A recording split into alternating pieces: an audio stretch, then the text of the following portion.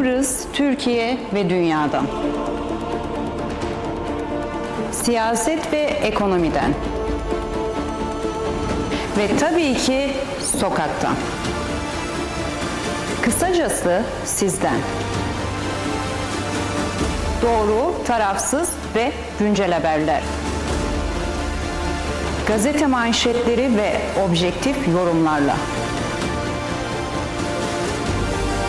Halkın sesi olmak ve her yeni güne birlikte başlamak üzere. Hafta içi her sabah TV 2020 ekranlarında birlikteyiz.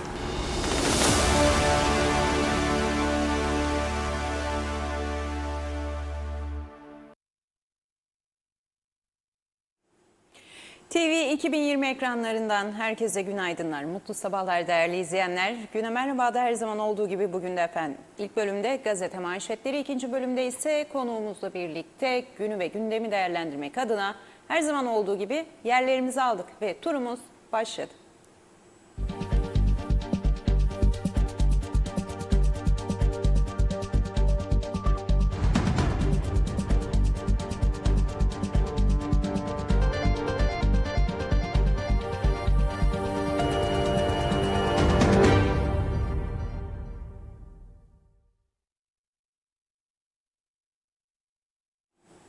Evet efendim, tarihlerimiz bugün 4 Ağustos Salı'yı gösteriyor. İlk gazete Diyalog'la başlıyoruz güne. Diyalog dehşet saçlı başlığıyla çıktı bugün okuyucusunun karşısına. Neden? Dün ülkeyi derinden sarsan çok üzücü, acı, endişe yaratıcı bir olay yaşandı. Taşkınköy bölgesinde Metropol Süpermarket'te. Polis bülteninde de açık açık verildiği için biz de telaffuz ediyoruz buradan efendim marketin ismini. Birçok yönüyle aynı zamanda insanların gündeminde yer etti bu konu.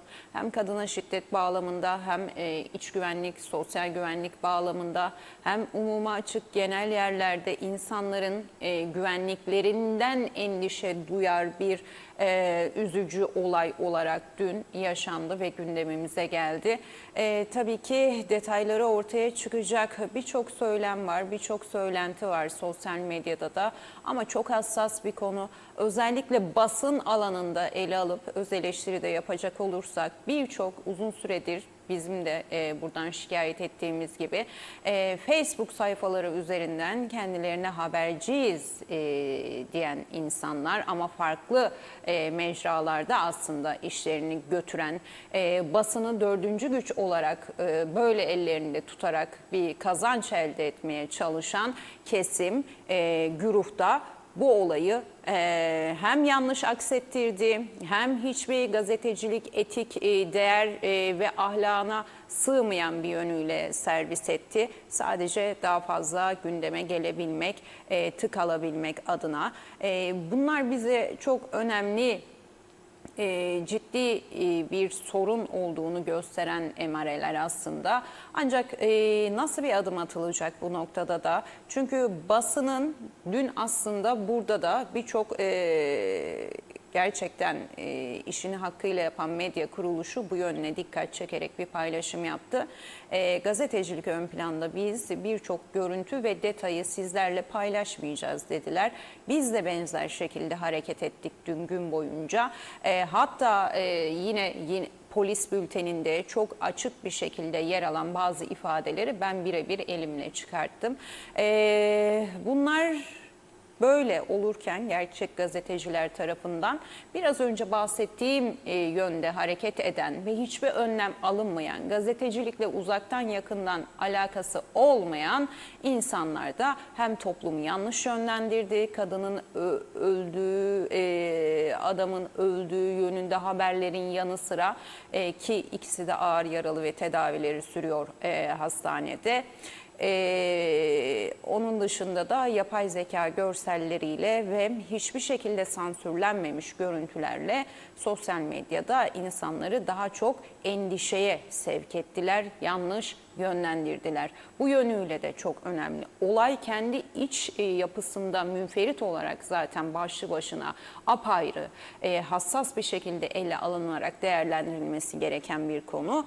Bir de ötesinde işte bu kontrolsüz sosyal medya üzerinden habercilik yaptıklarını iddia eden ancak çok farklı amaçları olan kesimlerinde maalesef ki daha çok üzerine tuz biber ektiği, herkesi psikolojik olarak da sarsan bu durum ortaya çıktı. Dehşet saçtı, evet, eski sevgilisini takip ederek süpermarkete girdi. Defalarca bıçakladıktan sonra kendi boğazını da yaraladı ve hayatını sonlandırmak istedi. Ülke çapında şok etkisi yarattı. Türkiye'den 3 gün önce turist olarak gelen 31 yaşındaki adam, daha önce ilişki yaşadığı Kırgızistanlı 22 yaşındaki konsomatris kadını takip ettikten sonra Lefkoşa'nın en yoğun alışveriş noktalarından biri olan Metropol markette bıçaklayarak dehşet saçtı. Gündüz vakti yaşanan bıçaklı saldırı olayı ülke çapında şok etkisi yarattı. Kadını birçok kez bıçaklayan zanlı MBK daha sonra kendi boğazını keserek hayatını sonlandırmak istedi. Kadının durumu kritik. Alışveriş için markette bulunan vatandaşların büyük panik yaşadığı olayda ağır yaralanan zanlıyla Kırgızistanlı kadın ambulansla Lefkoşa Devlet Hastanesi'ne kaldırıldı. Çoklu organ yaralanması ve iç kanama geçiren kadının durumunun kritik olduğu, zanlının hayati tehlikesinin bulunmadığı öğrenildi. Evet. Dediğim gibi birçok yönüyle ele alınıp konuşulması ama çok hassas bir şekilde değerlendirilmesi gereken bir konu. Bir taraftan da şu yönüyle tedirginlik yarattı toplumda doğal olarak. Burası küçük bir toplum, küçük bir ülke.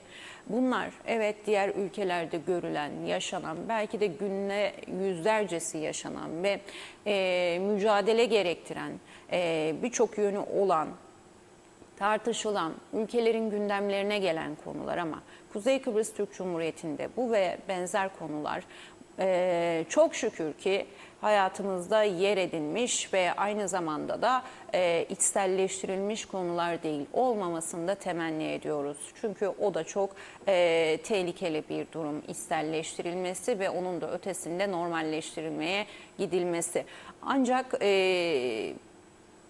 bir yönüyle de şöyle bakmak gerekiyor ki uzun süredir tartışılan bir diğer konu kontrolsüz nüfusun, sirkülasyonun sürekli devir daim yaptığı, otokontrol sisteminin bir yerde bu noktada devreden çıktığı ve zaten iç güvenlik ve sosyal güvenlik anlamında birçok insanın sokakta karşılaştığı örneklerden de yola çıkarak bir güvensizlik hissettiği bir ortamda ki polisin denetimleri hem yollarda sürüyor hem uyuşturucuyla mücadele anlamında sürüyor. Her yönüyle her koldan sürüyor ancak artan nüfusa henüz daha resmi olarak bilmediğimiz artan nüfusa yeterli gelmiyor. Sadece güvenlik güçlerinin önlemlerinin yeterli gelemediği gibi eksiklikler de var tabii ki. Bu arada ellerinde hem yasal mevzuatlar, gerçi polis yasası geçtikten sonra birçok noktada özellikle özlük hakları noktasında rahatlama sağlandı kolluk kuvvetlerine.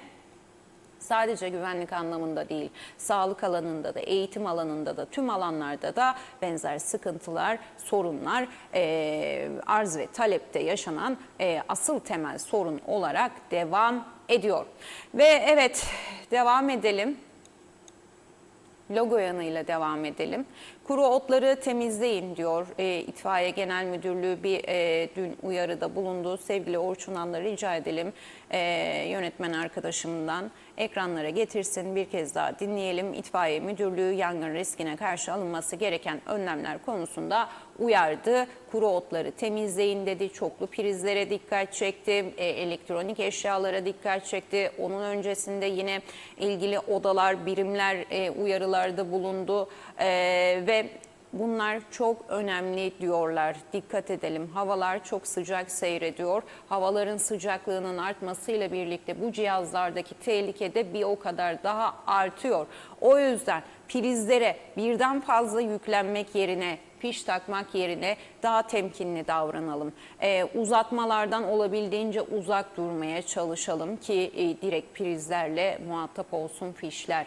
Bunların hepsi birer küçük önlem gibi gözüküyor ama çok büyük felaketlerin önüne geçmek için önemli ve dikkat edilmesi gereken konular. Şimdi itfaiyenin uyarılarına bir kulak verelim. PGM İtfaiye Müdürlüğü tarafından yapılan açıklamada 1 Mayıs 31 Ekim tarihleri arasında temizlik amaçlı olsa bile ateş yakmanın yasak olduğu hatırlatıldı. Duman veya ateş belirtisi gören vatandaşların vakit kaybetmeden 199 itfaiye ihbar hattı, 177 orman yangın ihbar hattı veya 155 polis imdat hattını arayarak ihbarda bulunmaları istendi. Açıklamada yol kenarına ormanlık alan ve arazilere sigara izmariti atılmaması uyarısında bulunarak sigara izmaritleriyle mangal kömürlerinin tamamen söndüğünden emin olmadan çöp bidonları içerisine ve yanabilecek madde veya malzemeler üzerine atmayınız denildi. Açıklamada ayrıca spiral makinesi, kaynak makinesi ve oksijen kaynağıyla çalışma yapılacağında alanında etrafında yangına sebep olacak yanıcı maddeler ile kuru otların temizlenmesi ve yangın söndürme cihazı ile yangın söndürmeye yönelik araç gereç bulundurulması gerektiği de vurgulandı. Tehlike teşkil eden trafo merkezi elektrik direkleri ile ilgili de 188 elektrik arıza hattının aranması istendi. Açıklamada priz çoğaltıcılarına da dikkat edilmesi istendi.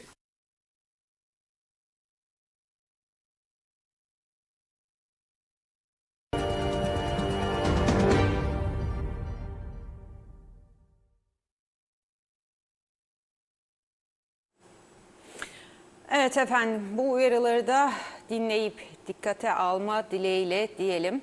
Ve devam edelim diyalogla, adli haberlerle devam edelim dilerseniz. Bugün diyaloğun ön sayfasındaki adli haberlerde yine ne oluyor dedirtiyor hepimize. Paşaköy Ağılar bölgesine operasyon düzenleyen Cürümleri Önleme Şubesi yarım kilodan fazla uyuşturucu madde ele geçirdi. 3 kişi ise tutuklandı. Bir yandan uyuşturucu, bir yandan trafik, bir yandan adli olaylar, bir yandan şiddet, bir yandan cinsel istismar. Hangi birine yetişsin polis, hangi birine yetişsin? Şarj aleti yüzünden çıkan tartışma sırasında abisini bıçaklayan 16 yaşındaki genç tutuklandı. Özür diledi ama bir işe yaramadı. Bir şarj aletiyle başlayan tartışma bıçaklı bir şekilde sona erdi. Beni gönderin diyor. Parası, işi ve kalacak yeri olmadığını söyleyerek polisten yardım talep ediyor bir kişi de. Beni gönderin diyor. Bakın biraz önce konuştuğumuz konuya işte bir örnek. Hangi biriyle mücadele edilecek? Daha insanlar kendi ayaklarıyla gidiyorlar. Bu tamamen patlamaya hazır bir bomba olarak karşımızda duruyor mesela bu ilgili birey, kişi. Bu kişi gitmiş en azından kolluk kuvvetlerinden yardım istemiş. Demek ki kötü bir niyeti yok. Burada kötü bir şeyler yapmıyordu. Ya da yapıyorsaydı da yakalanmadı. Bu da çok olası ve oluyor da zaten. Böyle şans eseri işte başka suçlardan dolayı tespit edilirlerse hem ülkede bilmem kaç yıldır kayıt dışı yaşadıkları ortaya çıkıyor. Ağırlıklı olarak ne iş yaptıkları, kimlerle muhatap oldukları, nerelerin, kimlerin bunları ellerinde tuttukları noktası birazcık saklı gizli kapaklı kalıyor. İşte bu noktada çok önemli. Biz bu konuyu tartışırken bir yandan da bunlar münferit olaylar bizleri sinirlendirir, gererken endişeye sevk eder ve daha sert tepkili sosyal medyadaki haberler altındaki yorumlara sebebiyet verirken belki de insanları bu yönde yönlendirirken psikolojik olarak ki bu daha ileri ve tehlikeli boyutta ırkçılığa, yabancı düşmanlığına doğru evrilirken diğer yönden de bu işlere zemin hazırlayan kısımlar göz ardı ediliyor. Üzerine gidilmiyor. Tek suçlu, tek sorunlu kısım bu taraf mı, madalyonun bu yüzü mü? Hayır, tabii ki değil. Zaman zaman birkaç örnekte mahkemeye yansıyan örnekte görmüştük. Hakimler, savcılar ya da onun öncesinde araştırıp dosyalarına koyuyorlardı. Emir veriyorlardı değil mi? Bu zanlılar bunca yıldır bu ülkede kaçakmış ya da kayıt dışı oldukları tespit edildi. Emir veriyoruz. Nerede, kim tarafından nasıl çalıştırılıyormuş onları da araştırın diye. Ha ne oldu, ne ceza kesildi, ne yapıldı? Orası da çok tatmin edici bir sonuç mu getirdi? Ayrı bir konu.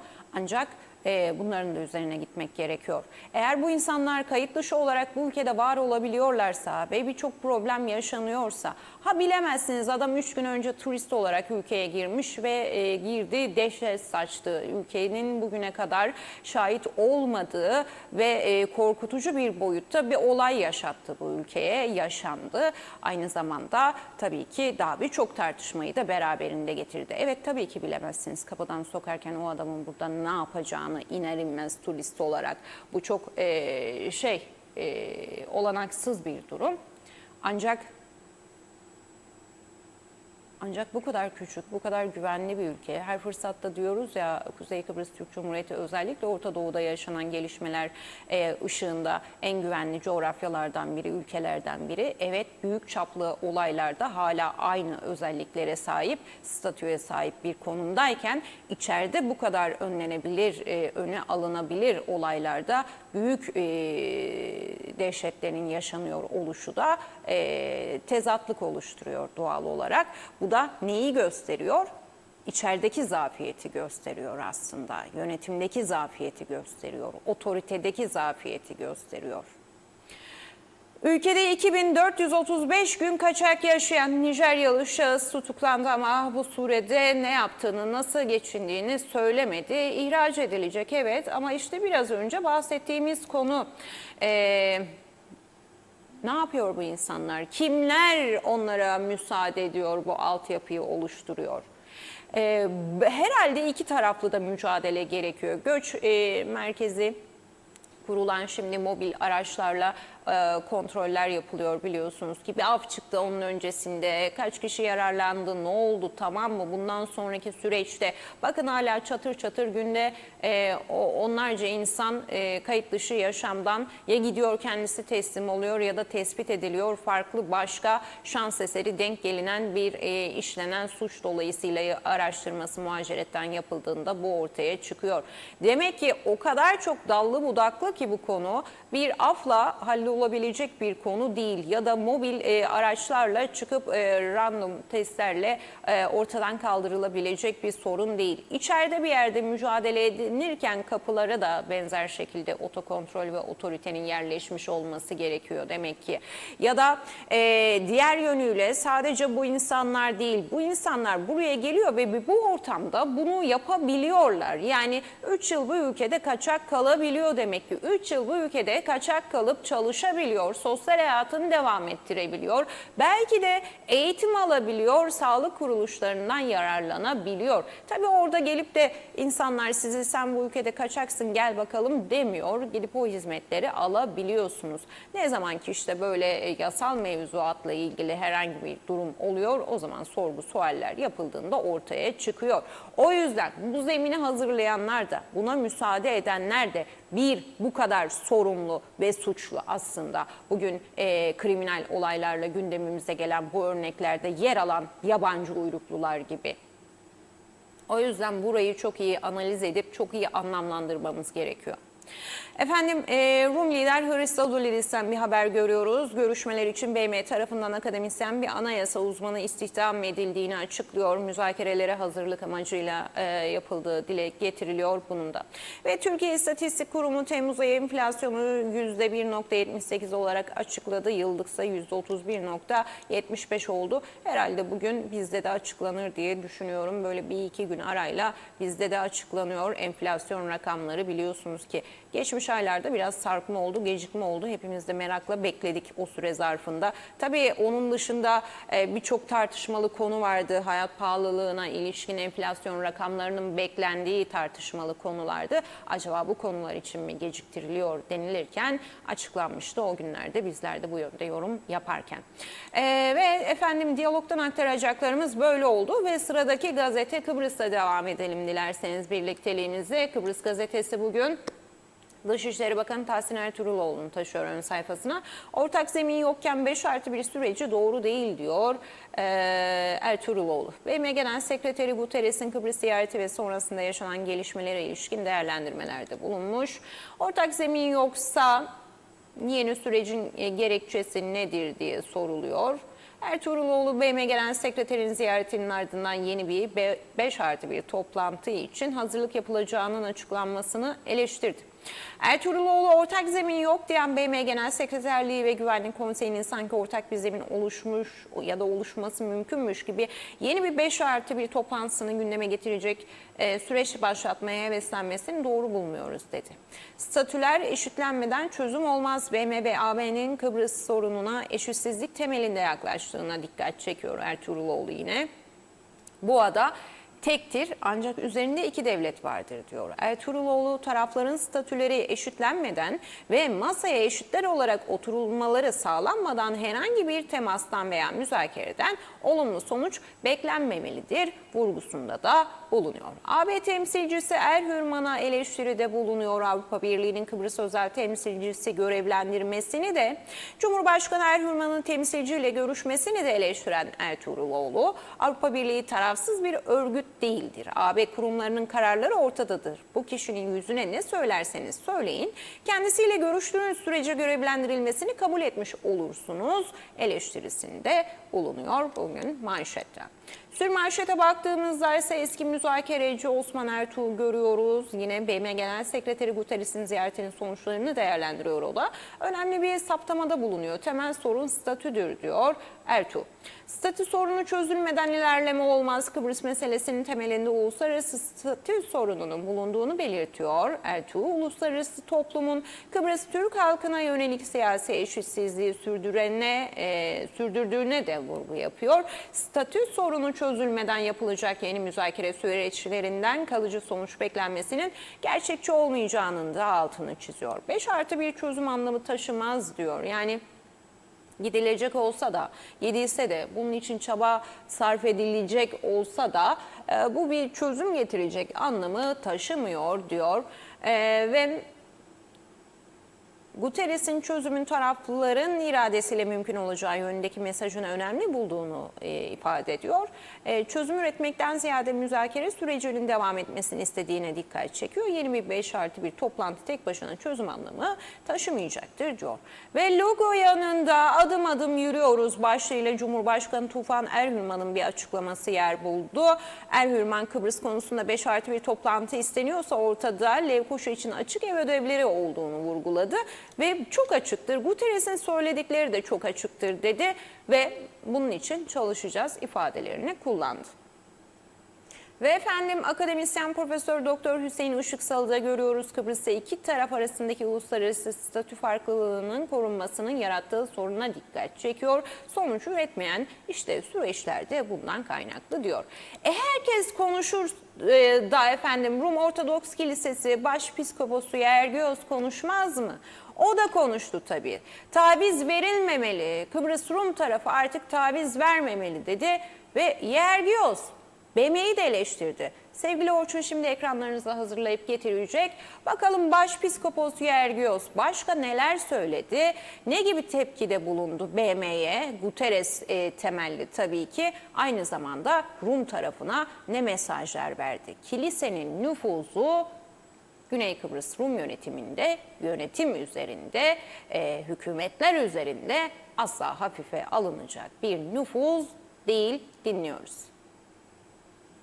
Rum Ortodoks Kilisesi Başpiskoposu Yergios, Kıbrıs sorununda ilkelere bağlı kalınması çağrısında bulunurken, Kıbrıs Rum tarafı daha fazla taviz vermemeli ifadesini kullandı. Haravgi gazetesinin haberine göre eski Başpiskopos Makaryos'un ölüm yıldönümü sebebiyle gerçekleştirilen anma töreninde konuşan Yergios, Makaryos'un uzlaşıyı kabul ettiğini ancak şartsız teslimiyeti kabul etmediğini belirtti. Yergios ayrıca Birleşmiş Milletler'e yönelik eleştirilerde de bulunarak Birleşmiş Milletleri ve yetkililerin BM'nin ilke ve değerlerine uygun hareket etmek zorunda kaldıklarını belirtti. Orta yol bulunması çabalarından şüphe duyduğunu, bunun kalıcı bir çözüme götürmeyebileceği iddiasında bulundu. Yergios, Avrupa Birliği normlarının uygulanması ve tüm Kıbrıs vatandaşlarının eşit haklarının garanti altına alınması gerektiğini ifade etti.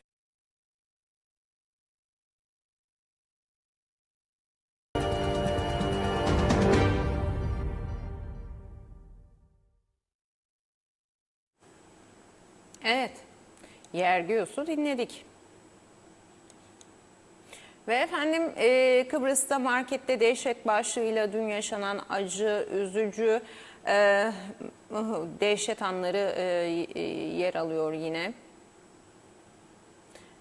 Kadın yoğun bakımda deniliyor. Adamın durumunun da stabil olduğunu aktarmıştık zaten sizlere. Ve Avrupa ile devam edelim dilerseniz birlikteliğimize. Avrupa gazetesi de Kıbrıs artık eski Kıbrıs değil diyor. Ve dünkü yaşanan olayı bu şekilde aktarıyor. Markette herkesin gözü önünde genç kadını vahşice bıçakladı. 74'ten sonra gelişi güzel nüfus aktarımı ile birlikte adanın kuzeyi tam bir kriminal batağa dönüştü. Eskiden adada çok ender olarak görülen kriminal olaylar günlük olaylar haline geldi ve sıradanlaştı diyor. Herkesin gözünün önünde yaşanan bir olay olması sebebiyle de ciddi kaygıları taşıdığı dile getiriliyor haberin detaylarında. Ve kökenlerine dikkat çekiliyor. Bu yönüyle tamamen ele almak da doğru değil. Dediğim gibi çok hassas bir konu. Çok ayrıntılı, ince ele alınıp aktarılması gerektiği kadar düşünülmesi ve değerlendirilmesi gereken bir konuda. Zaten nereli olduklarının bir önemi yok ki. Oldukları ülkede de normal bir durum değil zaten bu yaşanıyor oluşu. Ve programın en başında da dediğimiz gibi atıyorum kadın cinayetleri. Şimdi Türkiye'de de açıklanıyor, Güney Kıbrıs Rum yönetiminde de açıklanıyor, Avrupa'nın birçok yerinde de açıklanıyor. Oranlar Avrupa ortalamasına göre değerlendirilir. İstatistikler uzmanlar tarafından değerlendirilir ve nerede olduğu görülür. Evet, yüksek seyrediyorsa yüksek seyrediyordur. Orada bir sosyal problem olabilir, sosyopsikolojik problem olabilir, bireylerin toplumsal anlamda bireysel olarak yaşadığı topluma uyumsuzluk anlamında sorunlar olabilir, ekonomik sorunlar olabilir. Yani bunlar uzmanların değerlendirerek istatistik verilerle ortaya koyması gereken bir tablo. Biz ancak gözlemlerimize dayanarak yorumda bulunabiliriz. O da bir yere kadar haddimizi bilerek. Kuzey Kıbrıs Türk Cumhuriyeti'nde neyin dezavantajı var? Maalesef elimizde hiçbir veri yok neredeyse hemen hemen her alanda. Bizim en büyük sorunumuz özürlü olduğumuz konuda işte bu. Sizin elinizde nüfus verisi yoksa, sizin elinizde istatistik çalışma yapıp çözüm üretebileceğiniz bir materyal yoksa her şey boş. Burada bizim konuşmamız da boş. Yetkililerin çıkıp konularla ilgili açıklama yapması da boş. Alınan kararlar, yapılan uygulamalar da boş. Çünkü sizin temelde zaten bugün hani hükümet programları deniliyor. İşte bizim yol haritamız, çözümlerimiz hazır deniliyor. Her zaman şu soruluyor ve bizler de buradan yöneltiyoruz. Bunlar konuşulurken, açıklanırken. Neye göre hareket ettiniz? Neye göre plan program hazırladınız ki doğruluğundan emin olabilelim. Yani hayata yansıtıldığında bir gerçekçi oluşu tabii ki bizi ne kadar ikna ediyor oluşu önemli. Bir de tamam gerçekçi bizi ikna etti. Yani bu sorunların çözümüne bu atılacak adımlar önlem alacaktır muhtemelen kararlılıkla ve düzgün bir şekilde hayata geçirildiğinde de. Neye göre? Yine yetmezse arz talepte sorun yaşanırsa sorunu çözecek mi? Hayır, yine çözmeyecek. Çünkü bir tutarsızlık olacak, bir dengesizlik olacak. Sorun 100 ise siz 50'lik önlem alıyorsanız yine bir sonuç getirmeyecek günün sonunda. Evet, Kıbrıs artık eski Kıbrıs değil dedi Avrupa gazetesi de. Ölüye özel hastaneye mi sevk ettiler, ölüyü özel hastaneye mi sevk ettiler diyor sürmanşetinde de. Kufi Birinci, babası Tekin Birinci'nin ölümüyle ilgili Sağlık Bakanlığı'na yönelttiği soruya yanıt bekliyor. Ambulans geldiği zaman babasının artık ölmüş olduğunu söyleyen Kufi Birinci, daha sonra Girne Akçiçek Hastanesi'ne götürüldüğünü belirtiyor. Birinci, acilen hastaneye yetiştim, görebilir miyim diye sordum. Olmaz, yoğun bakımda dediler. Doktorlar müdahale ediyormuş. Az sonra bir görevli çıktı. Döndürdük dedi. Kalp çalışmış. Aslında bu bir yalandı. Sonra Girne Suat Günsel Hastanesi'ne sevk ettiler. Ancak o anda babam ölüydü. Günsel Hastanesi'nde doktorlar babamı kurtaramadıklarını ve vefat ettiğini söylediler diyor. Ölüyü özel hastaneye mi sevk ettiler başlığıyla aktarıyor Avrupa bugün bu haberi ve gelişmeyi de. Yeni düzendeyiz ve yeni düzenle devam ediyoruz birlikteliğimize. Markette vahşet diyor yeni düzende. Gözlerimizin önünde güpegündüz. Levkoşa dün güpegündüz dehşet verici bir kadın cinayeti girişimine sahne oldu. Metropol süpermarket içerisinde gerçekleşen olayda 31 yaşındaki MBK ve 22 yaşındaki ZA'yı defalarca bıçaklayarak katletmeye çalıştı. Ardından kendisini yaraladı. Toplumda infiale yol açan saldırı sonrası genç kadının sağlık durumunun kritik olduğu öğrenilirken zanlının hayati tehlikesinin bulunmadığı, durumunun stabil olduğu dile getirildi. Kadının durumu kritik, zanlı stabil denildi. İlk spotta da yine sağlık durumlarına ilişkin detaylara yer verildi. İkinci spotta da market içinde dehşet anları yaşandı. Görgü tanıklarından edinilen bilgiye göre MBK elindeki bıçakla kovaladığı ZA'yı sebze reyonu yakınında ödeme noktasının arkasında defalarca bıçaklayarak ağır yaraladı. Ardından market içinde koşarak kasap reyonuna geçen saldırgan onlarca insanın göz önünde bu kez kendini bıçakla yaraladı. Yaşanan vahşetin ardından bir görgü tanığı geçirdiği kriz sonrası ambulansla hastaneye kaldırıldı. Ve efendim basın örgütlerinden uyarı da nereye uyarı, işte kime uyarı, adı sanı, künyesi belli olanı ararsınız, uyarırsınız. Nedir kardeşim senin yaptığın, sen kimsin dersiniz bir de yani. Ya da bilirsiniz, biz hepimiz birbirimizi biliyoruz bu sektörde kimin ne olduğunu, kimin yeterliliğinin ne olduğunu, kimin gerçek gazeteci, kimin olmadığını biliyoruz yani. 40 dervişiz birbirimizi bilmişiz diye bir laf var ya. Onun dışında bu Facebook sayfaları üzerinden başka amaçları uğruna yürütülen, haberciliğin de adını lekeleyen, kötüleyen ve gerçekten kriminal, birçoğu da kriminal insanlardan oluşan kötü gölge yapılar var. Önce bunlara bir dur demek lazım. Yoksa böyle kınamayla niye yayınladınız ey arkadaşlar ama ayıptır yapmayın demekle olmuyor işte. Olmuyor ve olmayacak. İstediğiniz kadar bir dahaki olayda bir daha basın açıklaması yapın. Olmayacak efendim.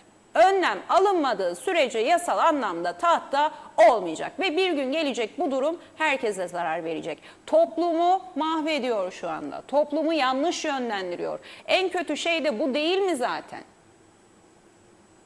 Kafalarına göre adam orada oturuyor, keyfine göre yapay zekada istediği görüntüyü oluşturuyor, istediği başlığı atıyor, istediği insana saldırıyor. Ya da istediği olayı istediği gibi keyfine göre aklı başında mı, alkollü mü, uyuşturucu etkisi altında mı? Biliyor musunuz siz bu insanların ne olduğunu? Bilmiyorsunuz. Ama toplumu yönlendiriyor günün sonunda değil mi etkileşimiyle? Evet efendim, yeni düzen de böyleydi. Ve Güneş'le devam edelim birlikteliğimize. UBP üstel liderliğinde tek yürek deniliyor. Güneş gazetesinin manşetinde Maliye Bakanı Özdemir Berova Güzelyurt bölgesinde gerçekleştirdiği ziyaretler kapsamında vatandaşlar ve esnafla bir araya gelirken UBP Güzelyurt ilçe binasında parti mensuplarıyla da değerlendirme toplantısı yaptı diyor. UBP üstel liderliğinde tek yürek ve çalışmaları devam ediyor şeklinde aktarılıyor. Geçtiğimiz günlerde de Çalıştayları vardı biliyorsunuz ki Çalıştay'dan çıkan sonuçları amaçlarını da bir dile getirmişlerdi. Berova, vatandaşımızla iç içe olmaya, hükümetimizin çalışmalarını anlatmaya ve halkımızın beklentilerine çözüm üretmeye devam edeceğiz dedi. Berova, Ulusal Birlik Partisi'nin güçlü teşkilat yapısıyla seçim sürecine kararlılıkla hazırlandığını belirterek birlik ve beraberlik içerisinde yürütülen saha çalışmalarının artık devam edeceğini, ayrıca hükümetin vatandaşların ve tüm kesimlerin gündemine taşıdığı sorunların çözümü için ilgili kurumlarla koordinasyon içinde çalışmayı sürdüreceklerini dile getiriyorlar. Ve sürmanşette efendim Meclis Başkanı Ziya Öztürkleri görüyoruz. Gençlerin sesi mecliste yükselecek dedi. Geleceğimizi yönetecek gençlerin ortak aklı ülkenin yararına ışık tutacak. Öztürkler 15 Ağustos'ta Cumhuriyet Meclisi'nde gerçekleştirilecek Kıbrıs Türk Üniversite Öğrenciler Kongresi öncesinde öğrenci derneklerinin başkan ve üyelerini kabul ediyor ve burada vurguluyor bunu. İsrail insanlığa karşı suç işliyor dedi Türkiye Cumhurbaşkanı Recep Tayyip Erdoğan da Lübnan Cumhurbaşkanı'nı kabulünde ve ortak basın toplantısında İsrail'in Lübnan'a yönelik saldırılarına sert tepki gösteriyor. Erdoğan, Türkiye'nin Lübnan'ın egemenliğine, bağımsızlığına ve toprak bütünlüğüne desteğini kararlılıkla sürdüreceğinin de altını çiziyor. Sıcaklıklar artıyor. Aman dikkat, bol bol sıvı tüketelim. Kronik hastalıkları olanlar da olabildiğince sıcaklardan uzak durmaya çalışsınlar. Yeni amirlik binası planlanan takvimin önünde ilerliyor denildi ve Kıptek'ten yatırım temelinde böyle bir haber yer buldu bugün Güneş'te.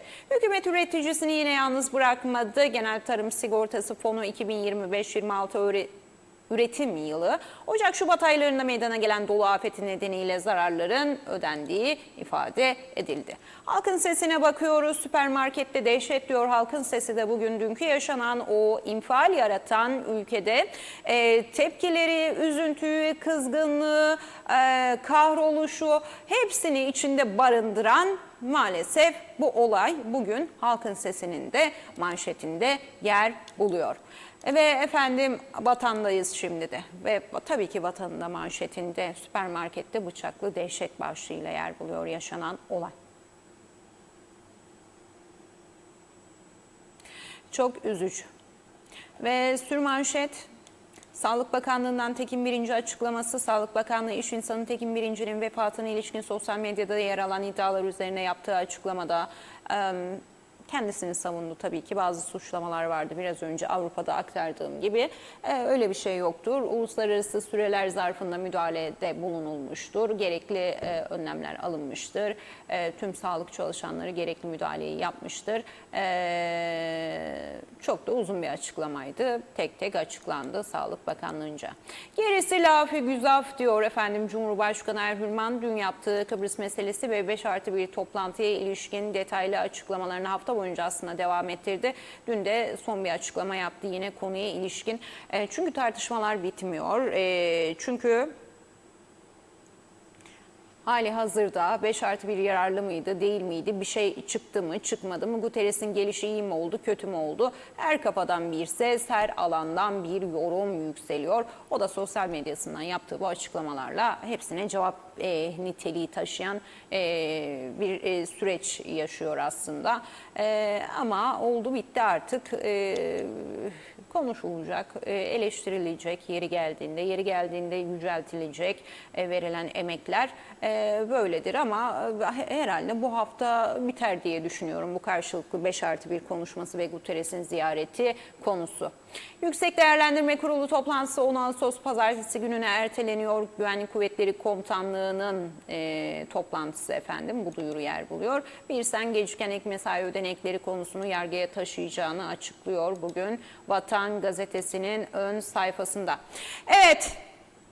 Böylelikle Kuzey Kıbrıs Türk Cumhuriyeti yazılı basınında yer bulan haber özetleri gazete manşetlerini de tamamlamış oluyoruz. Gündemimiz buydu. Tüm gazete manşetlerinin ön sayfasında marketteki dehşet, yaşanan dehşet ve birçok yönüyle sosyal medyada aslında vatandaşın da gündeminde olan, yaşanan ve tartışılan bir konu. Onun için bu gibi durumlarda ilgili yetkili makamların, hangi makamlarsa bunlar, hangileri üzerinde bu sorumluluğu hissediyorsa diyeyim daha doğrusu yetkili, etkili makamları biliyoruz hangi alanda kimlerin yetkili, etkili olduğunu. Sessiz kalınmaması lazım. İş poliste evet ve birçok gerçek medya kuruluşu birçok detayı geri plana atarak olabilir. Polis tabii ki tüm açıklığıyla basın subaylığı yansıtacak mesajlarına. Bir de o tartışma var. Mesela polis yansıtıyor detaylarıyla, basına yansıtıyor değil mi? Siz onu süzgecinizden geçirip öyle vereceksiniz zaten. Şu savunma da yanlış. Polisten böyle geldi. Polisten öyle gelebilir. Polis size şeffaf, detaylı bir şekilde bir açıklama yolluyor. Basın kuruluşlarına yolluyor zaten bu açıklamayı. Halka yollamıyor mesaj olarak. Basın subaylığının bir basın grubu var değil mi? Sarı basın kartı sahibi herkesin grupta yer aldığı, incelenip sık dokunduğu. Şöyle bir kontrol ederseniz basından olmayanların da olmadığını görürsünüz. Bir eleştiri de buraya getirelim o zaman. Lütfen bir onun da analizi detaylı yapılsın. Sarı basın kartına sahip olmayan ki böyle bir şart koşulduğunu ben biliyorum. Basın kartları isteniliyor. Ona göre o gruba üye yapılıyor. İnsanlar WhatsApp grubuna polisin bilgi sağladığı, bilgi akışını sağladığı o gruba. Güzel de bir yöntem, güzel de bir şey. Polis öyle verdi diye sen de kopyalayıp yapıştırma. Yapıştırma. Zaten polisin polis bülteni açıklaması haber değil. Onu düzenlemen lazım, redakte etmen lazım. Yaparken de bazı kelimeleri neyse uygunu değil mi? Mesleğimize göre etik değerler diyoruz ya. Ona göre düzenle, redakte et, ona göre yayınla. Ama polisten böyle geldi. Gelebilir polisin işi başka, polis basın değil, polis basına bilgi veriyor. Onu sonra halka ulaştırma görevi ve nasıl ulaştırılacağı görevi de sana ait. Bu yönüyle burası da önemli. Diğer tarafta diğer bahsettiğim konuysa bambaşka, artık çığırından çıkmış, böyle canlı bomba gibi insanların toplumun içerisinde var olduğu, insanları yeri geldiğinde yanlış yönlendirdiği, insanları yeri geldiğinde kine nefrete de sevk eden, ki bunu da bilerek yapıyorlar. Dikkat edin, bu ağırlıklı olarak işlerine gelen bir konu. Daha çok tıkalıp işte yorumları kızıştırmak, insanları birbirine düşürmek ağırlıklı da bu yönü zaten ağır basıyor. Bu bahsettiğim habercilikle uzaktan yakından ilgisi olmayan Facebook sayfalarının yaptığı işlerde. Lütfen artık öyle basın açıklamasıyla olmuyor bu iş. Ciddi bir önlem gerekiyor bu konuya. Ve şimdi sırada sizin yorumlarınız var tabii ki. Yorumlarınızla devam edeceğiz birlikteliğimize. Şifa Harun'un mesajı ilk mesaj oluyor her zaman olduğu gibi. Özü doğru, sözü doğru, tarafsız, korkusuz, haberlerin merkezi TV 2020 ve Özlem Hanım dedi. Günaydın, sevgi, saygı dedi olsun hayatlarımızda. Mutluluk olsun, huzur olsun. Amin efendim. Derdinize deva, sağlığınıza şifa, gözünüze nur olsun dedi. Aileniz ve sevdiklerinizle birlikte olmanız dileğiyle Allah'a emanet olun demiş. Mehmet Uluçaylı günaydınlar Özlem Hanım. Hayırlı sabahlar, mutlu, sağlıklı yayınlar. Long Beach'ten selamlarımı iletiyorum dedi Mehmet Bey de. Teşekkür ettik. Yine Mehmet Ali Özdemir de bizlerle Tatlı Su'dan o da selamlarını iletiyor ve iyi yayınlar diliyor. Teşekkür ediyoruz. Mehmet Uluçaylı ekliyor. Ülke artık güvenliğini yitirdi. Kafasına esen bir başkasına zarar veriyor. Cezalar caydırıcı olmalı, bağışlayıcı olmamalı. Asım Çiftçioğlu iyi yayınlar diledi. Asım Bey günaydınlar efendim. Teşekkürler size de. Ramazan Zaza Aslan Rojbaş günaydın, kolay gelsin Özlem Hanım, hayırlı yayınlar dilerim. Diyarbakır'dan selamlar diyor. Çorbamı içiyorum zevkle, sizi dinliyorum. Kaç gündür rahatsızdım, sizi bayağı özledim diyor.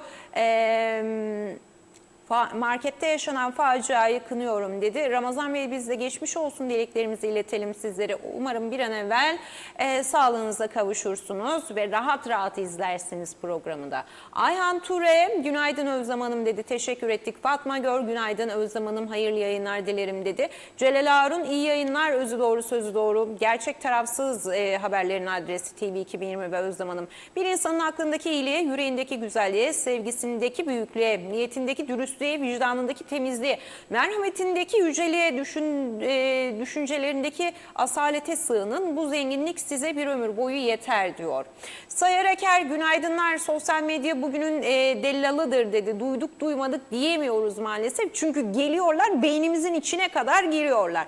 Orada da işte bu sosyal medya bağımlılığının ne kadar nüfuz ettiği çok önem taşıyor. Eğer ki bağımlıysanız şu telefonlara, bu telefonlardan ayrı yaşayamıyorsanız vay halinize, geçmiş olsun demek.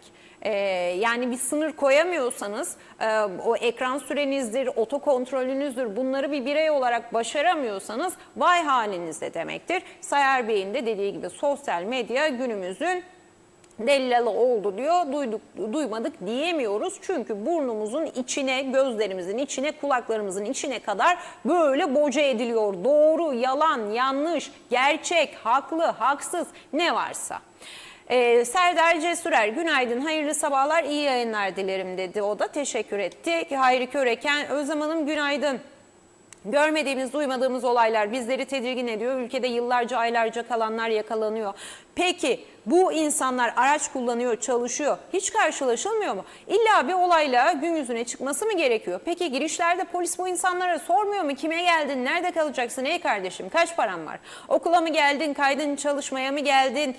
İş yeri adresi nedir? 52 yıldır İskele'ye bağlı turnalarda kalıyorum. 80 yıllarında İskele polis amiri gelir, oturur, sohbet eder. Bir istek, şikayet var mı dinlerdi. Şimdi maalesef bunlar yok diyor. Cebriye Kuşçu günaydın Özlem Hanım, hayırlı sabahlar, mutlu sağlıklı yayınlar, kolay gelsin, selamlar dedi. Mustafa Kombo yine Özlem Hanım günaydın, hayırlı yayınlar. O onu öldürmüş, o öbürü onu bıçaklamış diyor. Suç işleyen kim olursa olsun o zaman cezasını çeksin. Hiçbir zaman diyor böyle insanlara ben acıyamıyorum. Çünkü aklını çalıştırmıyor bunlar. hem karşısındakini öldürmeye teşebbüs ediyor hem kendisini diyor tehlikeye atıyor. Öyle insanların neyine diyor anlam vermeye çalışalım. İşte bu insanlara onlar için bu da yanlış Mustafa Bey.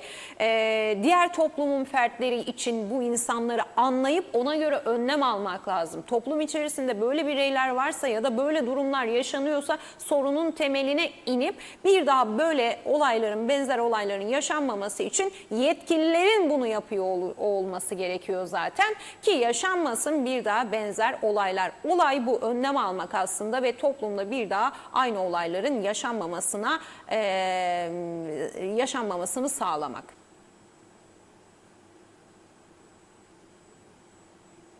Ve ister erkek olsun bayan olsun diyor, kimse kimseyi zorla bir şey yaptıramaz, herkes hayatında hürdür. Yani yaşanan olayda eğer böyle bir durum varsa bu da kabul edilebilen bir şey değildir diyor Mustafa Bey. Bünyamin Yüksekbaş günaydın, iyi yayınlar, selamlar dedi, teşekkür ettik. Sayar Eker ekledi, kısa yoldan gidelim, Avrupa yolu huzur verir dedi. Mustafa Maniga efendim beter olunsun diyor, memleketi batırdılar.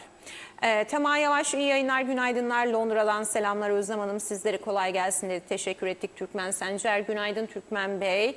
Celal Harun ekledi, içi dışı bir mert insanları severim çünkü 200 insanların verdiği zarar dürüst insanlar asla vermez, mert dürüst karakterli insanlara selam olsun dedi Celal Harun. Hepinize ayrı ayrı teşekkür ediyorum. Olan yorumları, önüme düşen yorumları daha doğrusu ben okudum, aktardım, görmediğim, atladığım, sonradan gördüklerim oluyor. Onlar için de affola diyeyim. Dediğim gibi eğer varsa da bir şey teknik olarak yaşadığım sorun kaynaklıdır. Ve nereye gidelim? Böylelikle yorumlarla içeriği tamamladık. İçerideki eğrimizi, doğrumuzu konuşmaya çalıştık birazcık. Hatalarımızı ortaya koyup belki bir öz eleştiriye vesile olabiliriz diye konuşmaya çalıştık. Güzel bir şey var mıydı? Bir iki belki güzel bir şey vardı ama o kadar çok gölge ve kötü, üzücü, bizi boğan olay var ki ülke gündeminde geri planda kaldılar muhtemelen, onlar da aktarmamıza rağmen. Evet, şimdi Türkiye'ye gidiyoruz. Bir de Türkiye'ye göz atalım. Orada neler yaşanıyor ve neler konuşuluyor.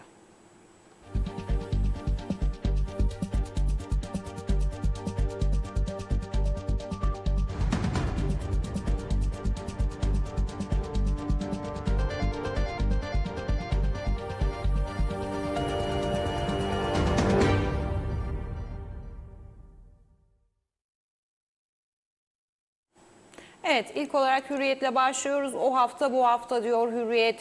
Terörsüz Türkiye sürecinin 2 yıla yaklaşan yolculuğunda en kritik haftaya girildi. Meclis bu yasama yılının finalini terör örgütü PKK'nın tasfiyesini sağlayacak çerçeve kanunla yapmaya hazırlanıyor. Teklif imzaya açıldı denildi. Hemen sol tarafında Yunanistan'ın fiyasko planı denilmiş. Haber başlığı olarak Atina'nın Türklerin yoğun bulunduğu Batı Trakya'da Yunan nüfusunu artırmak amacıyla hazırladığı teşvik programı fiyaskoyla sonuçlandı diyor. Mumcu ailesiyle buluşacak Adalet Bakanı Akın Gürlek 24 Ocak 93'te katledilen gazeteci yazar Uğur Mumcu'nun ailesiyle bir araya geliyor dedi. Hürriyet ve Cumhuriyet'teyiz efendim. Bir de Cumhuriyet'e bakalım.